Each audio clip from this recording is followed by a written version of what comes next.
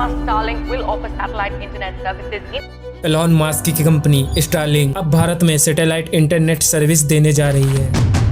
लेकिन ये खबर जितनी दिखती है उतनी आसान नहीं है। पिछले 2 सालों में मुकेश अंबानी और सुनील मित्तल ने एक ही मकसद में करीब 3400 करोड़ रुपए खर्च कर दिए और इस सब का मकसद था एलॉन मास्क को इंडिया से दूर रखना। लेकिन 8 दिसंबर 2025 को सब कुछ बर्बाद हो गया। उस दिन दोनों दिग्गजों को पीछे हटना पड़ा। स्टारलिंक ऑफिशियली भारत में लॉन्च हो चुका था 8600 रुपए मंथली प्लान के साथ, और ये इंटरनेट सीधा आपको स्पेस से मिलता है। और यहीं से एक बड़ा सवाल पैदा होता है, क्या रिलायंस जियो और भारत एयरटेल का बिजनेस अब खतरे में है? क्योंकि जिन कंपनियों ने सालों तक भारत में इंटरनेट पर कंट्रोल बनाए रखा, आज वो विदेश की एक ऐसी कंपनी के सामने खड़ी हैं जो ना जमीन पर टावर लगाती है और ना ही जमीन के अंदर केबल बिछाती है, बस आसमान से सीधा आपके घर तक सीधा इंटरनेट पहुंचाएगी। लेकिन आपके दिमाग में भी ये सवाल आया होगा कि इतना कॉस्टली इंटरनेट कौन यूज करना चाहेगा जब उसके पास भारत में कई ऑप्शन है, जैसे जियो, एयरटेल, वीआई, बीएसएनएल। इन सारी कंपनियों का इंटरनेट के बारे में तो मैं नहीं बता सकता कि इनकी स्पीड कैसी है, लेकिन जियो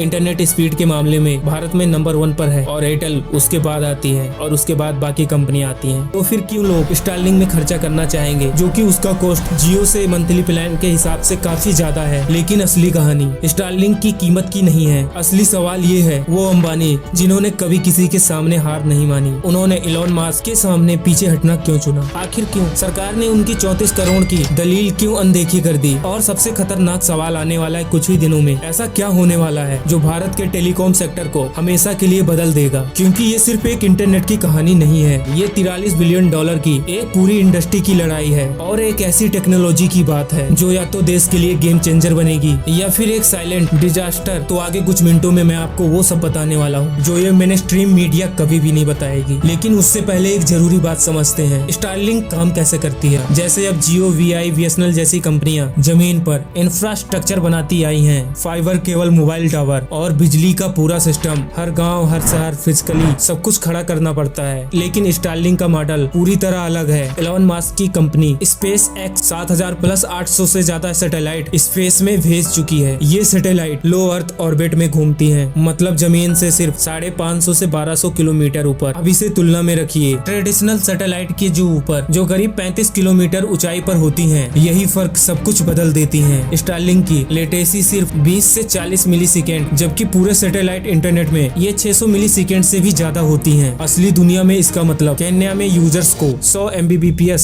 से ज्यादा स्पीड मिल रही है, मलेशिया में 200 एमबीबीपीएस, यूरोप में औसतन 135 एमबीबीपीएस। और ये सब कुछ हो पा रहा है स्पेस से, ना कोई तार, ना कोई टावर, बस एक सैटेलाइट डिश और खुला आसमान। लेकिन भारत में स्टारलिंक की एंट्री आसान नहीं थी। इसे भारत में आने में करीब 2 साल लग गए। अक्टूबर 2024 में रिलायंस जियो ने डिपार्टमेंट ऑफ टेलीकम्युनिकेशन को एक लेटर भेजा। डिमांड साफ थी, सैटेलाइट स्पेक्ट्रम एक्शन के जरिए दिया जाए, ठीक वैसे ही जैसे 4G और 5G में हुआ। उसके अगले ही दिन सुनील मित्तल ने वही बात दोहराई। लेकिन यहाँ एक ट्विस्ट था, मित्तल ने पहले से ही OneWeb में निवेश कर चुके हैं और जियो CS के साथ पार्टनरशिप में है। तो सवाल उठता है, अगर दोनों के पास खुद के सैटेलाइट प्लान है तो स्टारलिंक से डर क्यों? कंपटीशन। स्टारलिंक दुनिया की सबसे बड़ी सैटेलाइट इंटरनेट कंपनी है। इसके 6 मिलियन एक्टिव यूजर्स हैं, 11.8 बिलियन डॉलर सालाना रेवेन्यू है। और जब ये भारत में आएगी तो सिर्फ गांव तक सीमित नहीं रहेगी, ये छोटे से लेके बड़े शहरों तक सबको कवर करेगी। भारत का ऐसा कोई भी कोना नहीं बचेगा